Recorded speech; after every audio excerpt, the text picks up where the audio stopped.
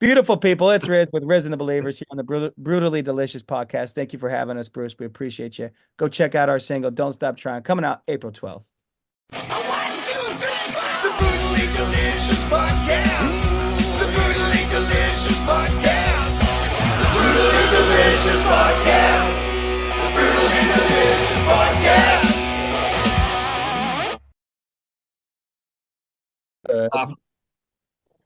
Bam. There you go. Here we Cool. have it. Sorry about that, but thank you. I'm glad it's gonna all work out. Absolutely. Hey, anyway, thank you for joining me. I appreciate it. Thanks for Where are having me. you at? You're in Arizona? Troy. Troy, where are you at? Florida. Oh, okay. I'm in Florida. Nice. Nice. I see the nice Yeah. sunshine Yeah, behind you. Rizz- That's pretty. It's beautiful out here. It's been great. Been out here for about a week. Rizz and I came out here and we just played a reggae festival called Reggae Rise Up. And we were on the Sugar Shack stage, which was great. So we did a little half-hour set, Nice. and here we are. So I'm still here. Rizz left yesterday back home, so he's back in Nashville right now. Gotcha. All right, we can just jump in if you want. How did this project come about? Because it seems like you guys are on polar opposites of the spectrum in the music world, right? Yeah. It's cool. Yeah, we are, man. That's the beauty of the project, is because we're kind of coming from different worlds and creating something different. Originally met Troy through his son working out in Dublin, and Troy, had gotten sick, so called Senior to come help out with the project and put some drums on what we were doing and kind of get him a part of what me and Junior were working on. And so we really, it started in the Bay Area for us, and it was me, him, and his son working together, and then just kind of through that, it led into, me moving out to Nashville. Kind of long story short, Troy giving me a call and saying, "Hey, man, let's continue what we did through after COVID happened and all that." He'd call me afterwards and said, "Hey, man, what are you doing? Let's get you out to Nashville and finish what we started in the Bay."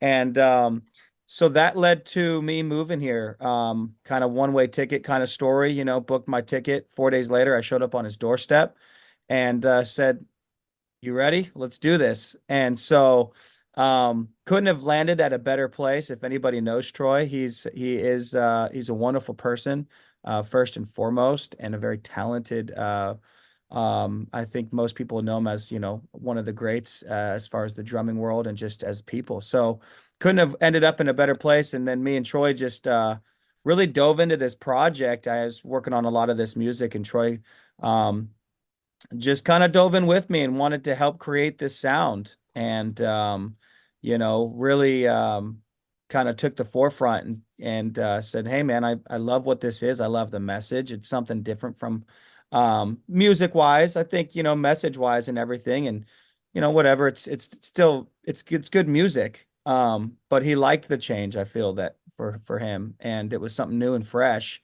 and it was something new for me too. I'd never really gotten to work with somebody like Troy. I've always done stuff by myself. I was out in my garage kind of doing my own thing and built my own studios and recording myself.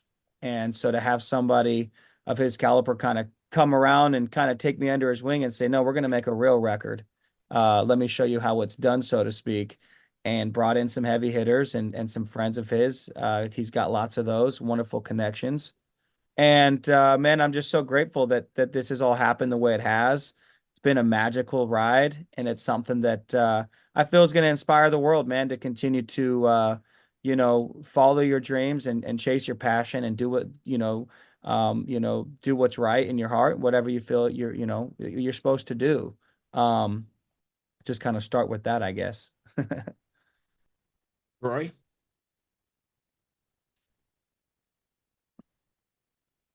Now, Troy. you guys are breaking up a little bit. I'm getting, Oh. yeah, okay, yes.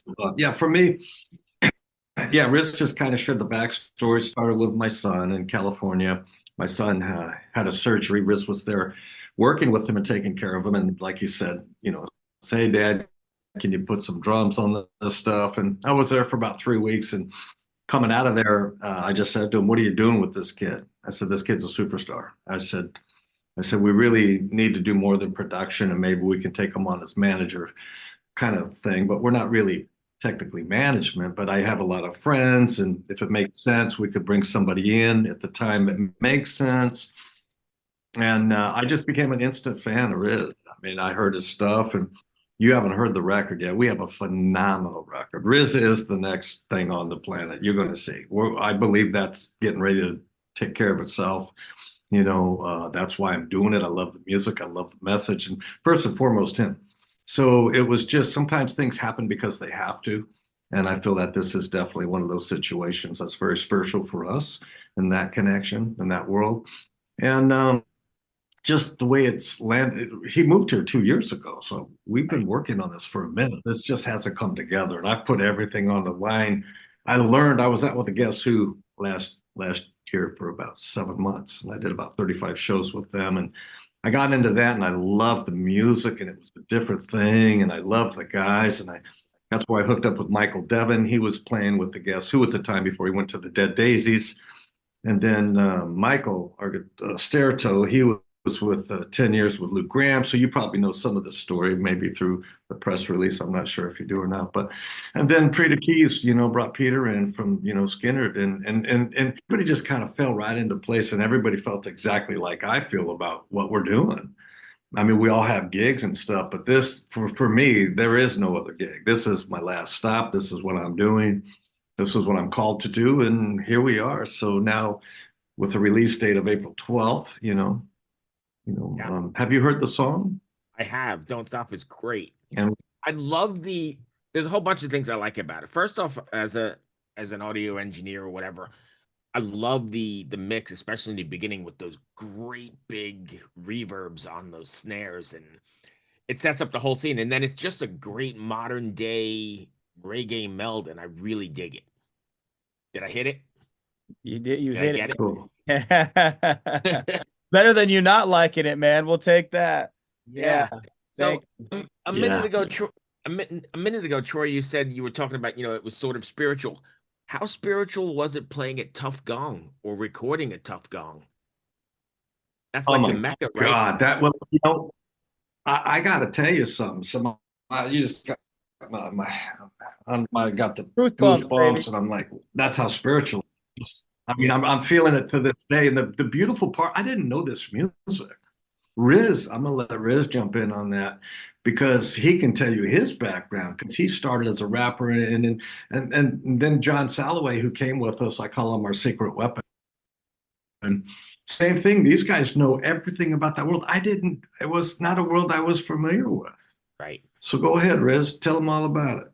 Yeah, man, it was spiritual. It was just to be able to be blessed with that opportunity growing up, I still got the Bob Marley blanket on my bed, man. I'm not gonna lie to you. Right. It's just like he's been on my wall, and it just kind of he's been a part of my life, just kind of subconsciously just kind of been there. I think we all have those idols as we grow up, and just naturally Bob Marley's kind of been that one for me.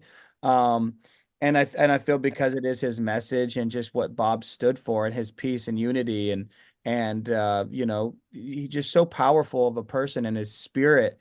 And so it always just resonated with me and been a part of my life. And so um same getting to know John from working on this project, he was kind of the same way.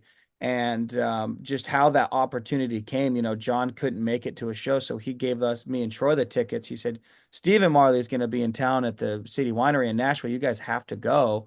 I got you, take my tickets, and, just you have to show Troy Stephen Marley, because Stephen's a wonderful producer, an amazing drummer, an awesome songwriter. I mean, all of these, a lot of the Marleys are really mega talented. We saw them headline with, him and Damien just this couple days ago, and it's a phenomenal show. So, Troy got to see that world, and, it was a really amazing show. And afterwards, Squidly Cole, who's been a drummer for the Marley family in that camp for many years, since '93, doing the world tour with Ziggy, comes out of back and introduces himself to Troy.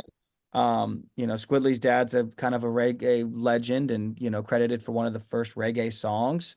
And so it was just weird. He's like, man, giving Troy lots of respect as drummers. They were kind of doing their thing. And Troy's like, man, well, I'm working with Rizz, this is my kind of thing. It's kind of reggae style and kind of Rizz rap, man, do your thing, show them what you got. And I'm like, on the spot. So I start rapping and he ends up saying, well, why don't you guys come out and take you to Bob Marley's studio and we'll make some music. And I'm nudging Troy like, yeah, please, Great. don't miss this, Yeah. don't miss this up, man. This is awesome. And Troy, he's like, we're coming. Yeah, he's like, we can do whatever you want. He says, I'm taking you up on that. We're coming to Jamaica. And, lo and behold, like we ended up there 4 months later, whatever it was, we stayed in contact. We showed him some music. He loved it. He especially loved the drums, which is really cool because we don't trying to be anything. We're wanting to be who we are as individual artists in a collaboration collective project to create something that's unique, something that's fresh, something that breathes but has an impact and that's new. And I feel that we're doing a good job because Troy is not a reggae drummer, but he's got a feel and he's got his thing. And I'm not a classically trained singer. I'm not, and I think that's important because people kind of hold themselves back if they're not this thing. It's like be you. There's only one of those. And so um getting out there, it was just really it was a big moment, man. Getting to create in a studio, that, Rita Marley started that studio, in honor of Bob. And, Right. what was really cool to me is that through the experience and getting to be, within that energy, we were able to do, a live, which is on our YouTube channel at Risen Believers, a live in Tough Gong, version of Don't Stop Trying with Squidly Cole and Troy on congas, which is like you got this rock and roll guy with this Jamaican dude, both two different worlds on congas, kind of doing their thing. And that was really cool, That's like lightning in a bottle, right? I mean, you're not going to get that again. No, But the crazy Hey, this is Chris Swinney, formerly of the Ataris and currently host of That One Time on Tour, part of the Sound Talent Media Podcast Network. Have you ever wondered what it's really like on the road? The highs can be euphoric, but the lows can be crushing. Join me every week as I chat with industry pros about what it's like living out their wildest dream and, in some cases, their worst nightmare. Past guests of the show include members of NoFX, Pennywise, Bad Religion, and more. Listen and subscribe at soundtalentmedia.com. Bruce, the beautiful part of this story is we were there. Riz and I were at home. And Squidly calls us like FaceTime. What do you call that program? what's that? I think it was. I get a WhatsApp and it's Squidly, and I'm like, hey, I get him on the phone and we're talking and we're recording, and he's hearing the music we're recording, and he loves it, and he's like, man, start sending me that stuff. As we were sending it to him, we put our plan together to get out there. And then while we were there, we didn't plan any of that. What happened was we had a little break. Squidly went out to get lunch. And we did a little thing. We said, hey, man, let's just set this acoustic stuff up so we can capture something. And let's just go for it. That was literally one take, one camera, not planned, off the cuff, just happened. And we got it. Like you said, it was lightning in a bottle. And it was so beautiful because of the way it came together. And that's excuse me, the beautiful part of the story is that's kind of what's been happening the whole journey. I mean, Kind it of when just you know keeps, you're onto something, right? Yeah. yeah. And then this whole, I'll let Riz tell you about the Sugar Shack thing, because that's what we just did this weekend. We go ahead and this was a complete, it's just, the stars just keep lining up. And I'm sure I've always been sure, and I've always said to everybody when I started working on this, I says Rizz isn't he's not an arena act, he's a stadium act, and we're going to prove that. 4 years from now we'll be in stadiums. That's what I believe, and that's just how I see it. Because I know what that is, and I know what it is, and I know the music that we have. That's special. It really is. It's just coming from such a higher place, and it's exciting. But this connection that happened to Sugar Shack and how we ended up there and the Marleys were there. And I'll let you take it, Riz. Yeah, that was cool. I mean, on the tail end of that, the tough gong, it was magical, man.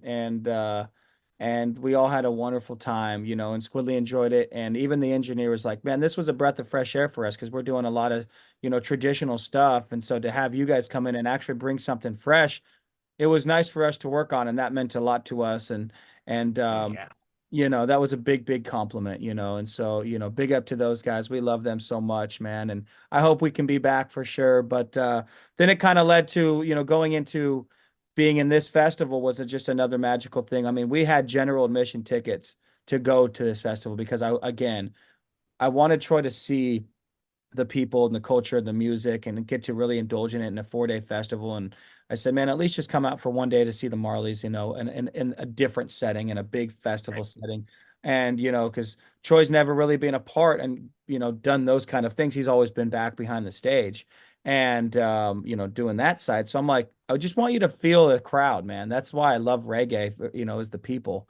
And, and so we are have our general admission tickets. We're going as guests, and John Salloway turns out as he's doing a show in Florida, a couple months ago, somebody says you should check out the Sugar Shack. So he follows some people connected to that. Well, one of the founders contacts him and says, John, I don't know if you remember me, but you gave me my first pair of cymbals and got me into music when I was 15, through their church. And so all of a sudden it comes full circle. And he's like one of the founders of Sugar Shack, which is one of the top leading channels in reggae. They have 500,000 subscribers. They've 10 years in now, and they've managed to actually have their own stage within the festival and do all the content for Reggae Rise Up Florida. Oh And nice. so they film the entire set. They have killer camera crew that films the full thing, and they'll do a mix down that we'll get in a couple months. So turns out we go do our Today in Nashville debut with the full band.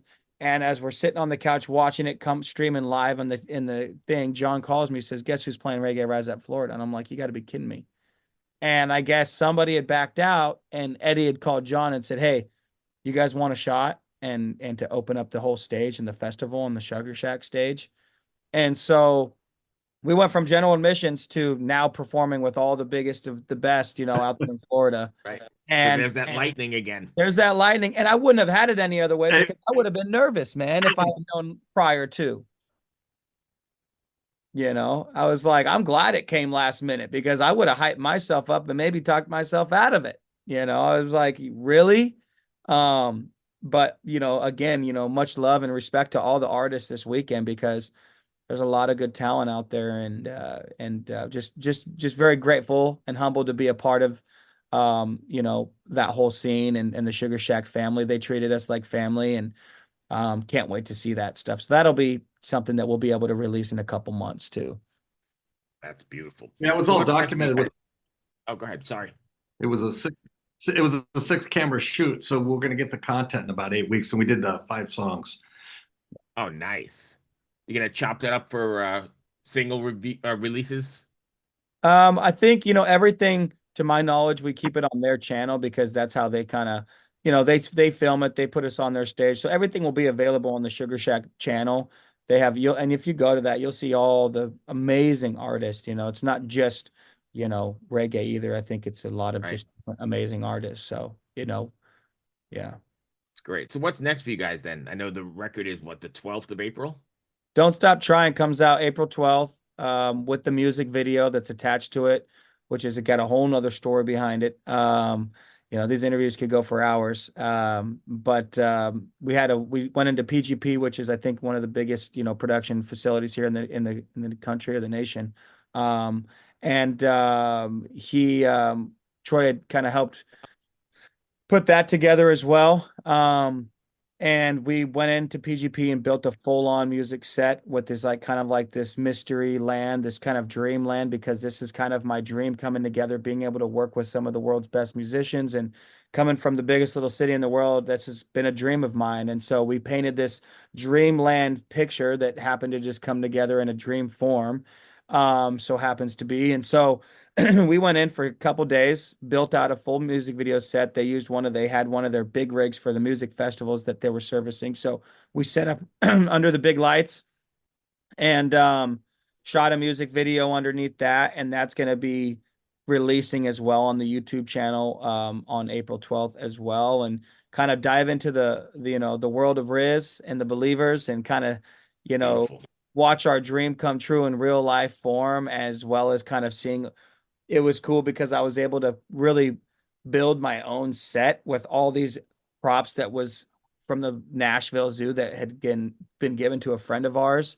And so he had them just laying around his yard in his house. He's got a killer property. And so we took all the butterflies and lotus flowers, and there was That's great. yeah, flying whale, and created this land, this dreamland, and set up all of our people within inside of it. And, that's the debut of Rizz and the Believers and Don't Stop Trying, which is really just a song for perseverance, you know, um, overcoming, obstacles and self-doubt that we all face in all many different facets and ways in our life. No matter what you do, it relates to, to just pushing on through, and to don't stop trying, because, if you do that, you never know what can happen. But if you do stop, then, Never that's, know. so that's more for me. It's more about the message and the purpose of behind what we're doing, behind the music. It's just the music that allows us to get that message across. Um, if fans want to find you, can you give us all your socials? Yeah, it's all Rizz and the Believers, Rizz, Rizz, and the Believers with a Z. YouTube, Facebook, Instagram, and we'll have our website launching on the 12th as well, loverizz.com. Yeah, man, check us out. Subscribe to that YouTube channel. We need all the subscribers we can get. Go, become a fan on the Facebook page. All the support we can get, as it definitely helps us. That's kind of how we benefit on the back end. And if you can share everything that we're doing and talk about it. And as I say, join the movement, man. Don't stop trying. Join the movement. And, let's inspire the world together. I love your positivity. I love your energy. And really, it seems like we've been talking about it 100 times. That lightning is following you around. So, man, good luck. I appreciate what you're doing. Thanks, Bruce. We appreciate you, man. We're excited as well and grateful to be here. Troy, did I miss anything? Thanks for having us. Oh, absolutely. No, I think I don't want to take up too much time on your channel here, so I think we're good. We appreciate you taking the time for us. Absolutely. So 2 things before we go. One, Troy, thank you so much for all of your contributions to the rock and roll world, metal world. Much appreciated. Long time. Thank you guys for taking the time. Good luck with the single, and keep riding that wave. Thanks, buddy. Appreciate Cheers. you. All righty. Good Cheers. talking to you. Bye, Troy. Bye-bye. Hi, this is Paul Phelps. And this is Monica Strutt. And we're from the Daily Music Business Podcast. We're joined by a number of other really great hosts in creating daily content with great advice for independent musicians just like you. That's right. We put out episodes daily on all topics from music marketing to branding, advice on signing with a manager and label, and anything else you need to up-level the business side of your music career. We've got it covered. Subscribe to the Daily Music Business Podcast today on your favorite podcast catcher. Subscribe today to the Daily Music Business Podcast on your favorite podcast platform.